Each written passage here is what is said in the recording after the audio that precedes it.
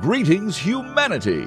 Today is Friday, February 6th, 2026. Let's grok the news. I'm Robert Gardner, using GROK each weekday to help me search out and to summarize the biggest headlines in the news today. You also get the unparalleled benefit of this observer's opinions.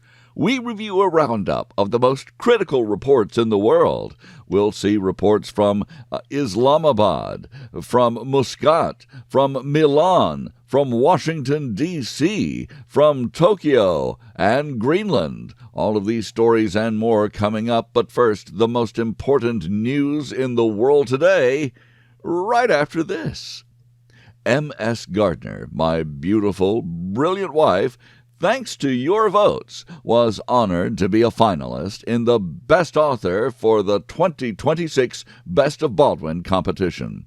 And that was because of her novella, last year's Moon Meridian Prize winner from April Gloaming Publishing, Wolfsbane, a dark, serious, modern take on an old fairy tale. You've never seen Red Riding Hood like this. It's a page-turning Southern Gothic story for adults. Wolfsbane, available now at thecuriousauthor.com. All one word, thecuriousauthor.com. Also available on Amazon. And now let's grok the most important news in the world today, starting with our lead story.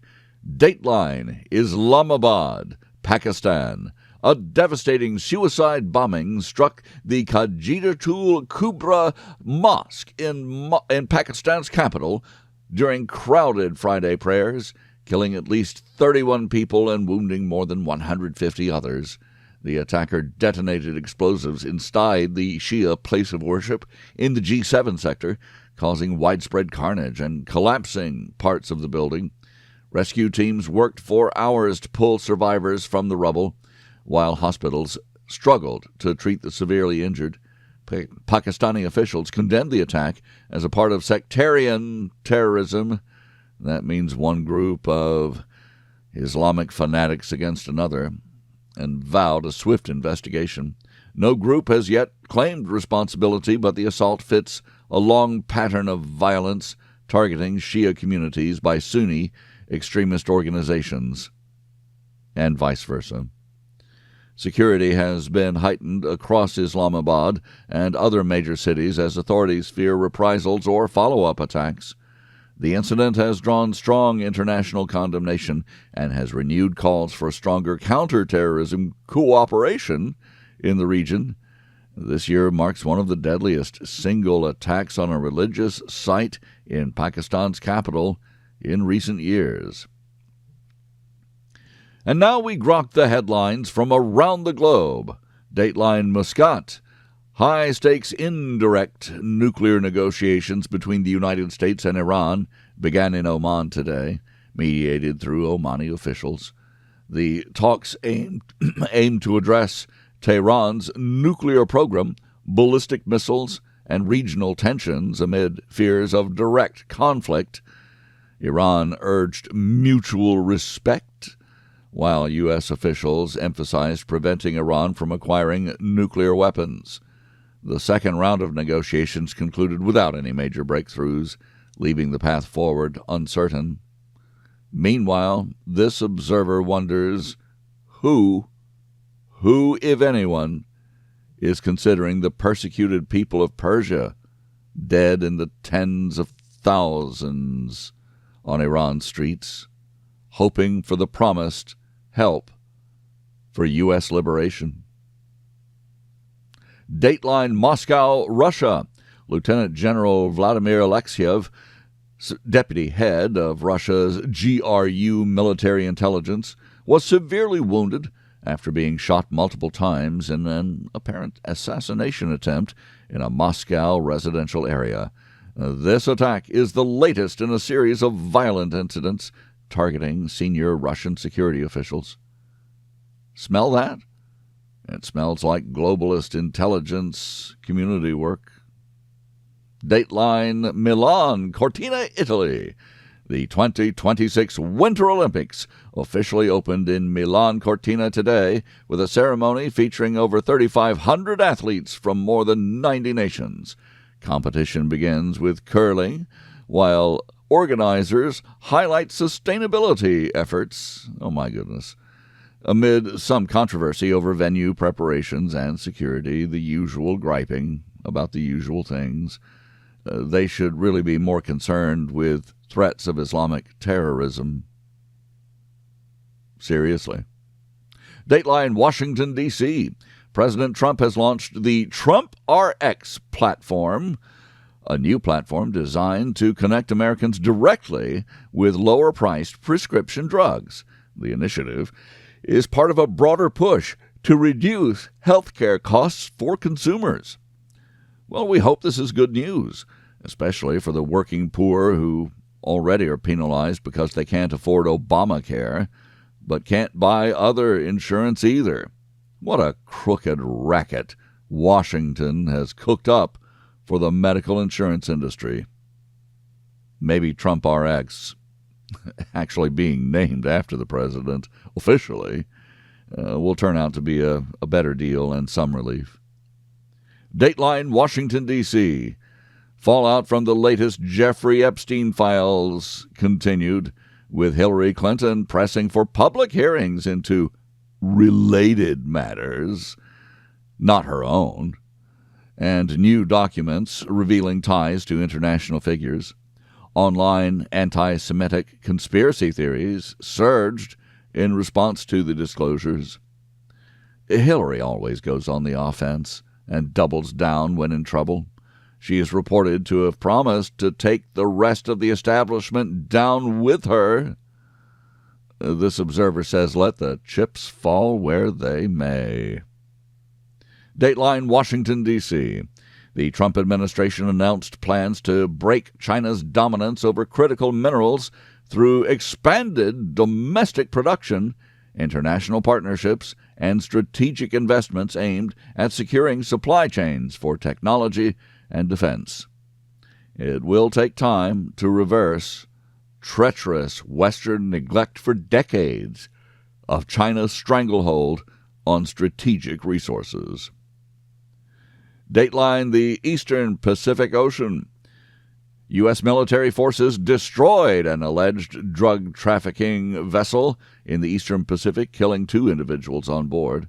The strike is part of ongoing counter-narcotics operations in international waters. Dateline, well, it's a global dateline. Bitcoin plunged to its lowest level since President Trump took office, reflecting heightened market volatility and broader economic uncertainty affecting cryptocurrency investors worldwide. Some say look for a 2 to 3 year bull market in crypto. Dateline, the USA. The search for Nancy Guthrie, mother of Today Show host Savannah Guthrie, remained active today. Authorities released a detailed timeline and appealed for information as the family publicly urged anyone with knowledge to come forward. Dateline, Maryland. A man in Maryland faces federal charges of attempted murder after allegedly plotting to assassinate Russell Vought, President Trump's nominee for Office of Management and Budget Director. This observer sees assassination as one of the trends in recent years and suspects the same globalists behind it. There are people in this world who do not want Western civilization to succeed, especially the American way, and who will kill to thwart it. Dateline, the United States.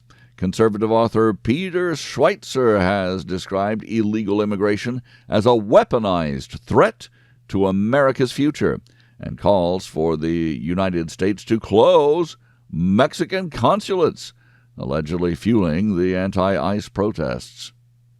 Well, it sounds about right. This observer couldn't agree more, except that more pressure needs to be brought on Mexico City to take care of business in their own cartel-exploited nation and stop taking orders from the narco-terrorists. Dateline USA, former DHS Secretary Jay Johnson defended the value of ICE cooperation with local law enforcement, arguing that partnerships are essential to apprehend the most dangerous criminal migrants. This observer is sure that what that actually means is that he wants ICE to give corrupt local Democrat officials in blue sanctuary cities a heads up before doing anything. Dateline Greenland, Ottawa, and Paris, Canada, and France announced plans to open consulates in Greenland following U.S. interest in the territory, signaling a diplomatic countermove to recent American territorial statements. Well, whose side are they on, actually? They've never cared before. They only care now because their Chinese masters have told them they care. Dateline India. At least 18 people were killed and many others injured in a powerful explosion at an illegal rat hole coal mine in eastern India, once again exposing dangerous working conditions in unregulated mining operations. Dateline Hong Kong. Prominent pro-democracy media tycoon Jimmy Lai is scheduled to be sentenced Monday following his national security conviction, a case widely viewed as a critical test of press freedom under Beijing's influence. There is no press freedom in communist countries. Well, just look at the UK or Canada. Dateline Caracas, Venezuela. Venezuela's government has signaled movement toward releasing political prisoners as part of broader political negotiations and efforts to ease domestic and international pressure. That means we told them, let go of the freedom fighters that you've incarcerated. Dateline Jakarta. Indonesia's stock market slid further today after Moody's downgraded the country's outlook, adding to economic pressures from global volatility and domestic challenges. And Dateline Tokyo. President Trump has publicly endorsed conservative politician Sanai Takaichi ahead of Japan's snap election, marking a rare direct intervention by a U.S. president in an allied nation's domestic politics. Oh, now we've got red-handed proof that foreign governments intervene continually in U.S. elections and that previous Democrat administrations here in the U.S. have intervened in Israel, for example, and Brazil. At least Trump's endorsement is wide out in the open for everyone to see. Of course, America would rather see conservative leadership around the world. There's nothing new here. But I thank you for listening. Please join me Monday to once again grok the news. I'm Robert Gardner. Godspeed and God bless.